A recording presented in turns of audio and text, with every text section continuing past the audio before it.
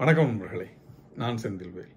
இது மரபு செல்வமாம் திருக்குறளை நவீன நோக்கில் நவீன பின்புலத்தில் வைத்து நவீன கவிதையைப் போல வாசிக்கும் ஒரு எளிய முயற்சி.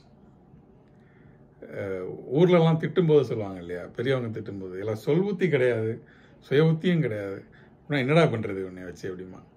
அந்த மாதிரி வள்ளுவர் கிட்டத்தட்ட இந்த சொல் புத்தி சுய புத்தி ரெண்டும் இல்லாதவர்களை கிட்டத்தட்ட இதே வார்த்தைகளை கொண்டு திட்டக்கூடிய ஒரு குறள் இருக்கு.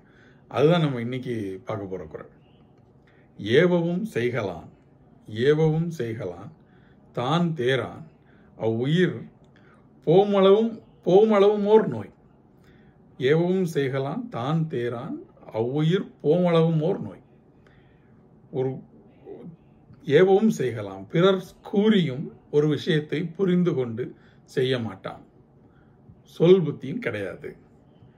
தான் தேரான், சுய புத்தியும் கிடையாது, தானாகவே தேர்ந்து ஒரு ஒரு பிரச்சனையை முடிவுக்கு கொண்டு வரக்கூடிய தன் அறிவும் கிடையாது.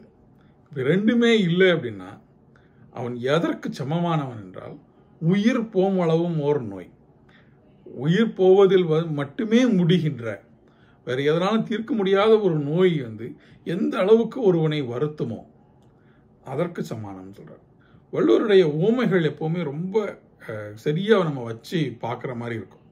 ஒன்னோட ஒன்று கம்பேர். இப்போ ஏன் அவர்ன்றது நீங்காத ஒரு நோய் அப்படின்னு சொல்றாரு. ஒரு நோய் என்பதுங்கிறது முதல் அளவில் அது வருத்த தரக்கூடியது.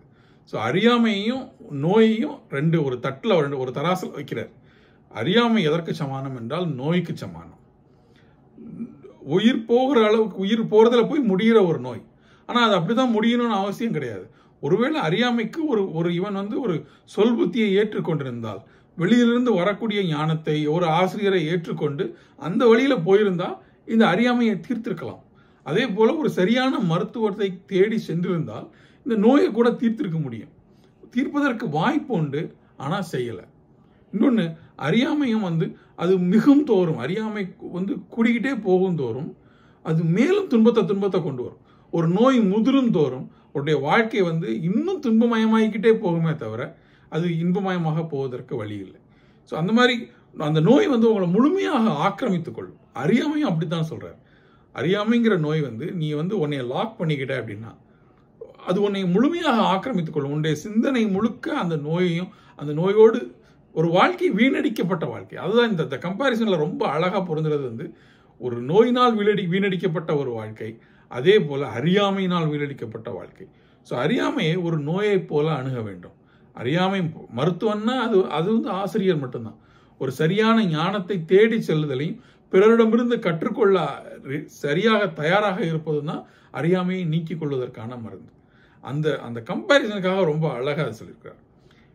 ஏவவும் செய்கலான் தான் தேரான் அவ்வுயிர் போமளவும் ஒரு நோய். அந்த நோய் நம்ம தீண்டாம பார்த்துக்கணும். நன்றி நண்பர்களே, மீண்டும் நாளை சந்திக்கலாம். நன்றி.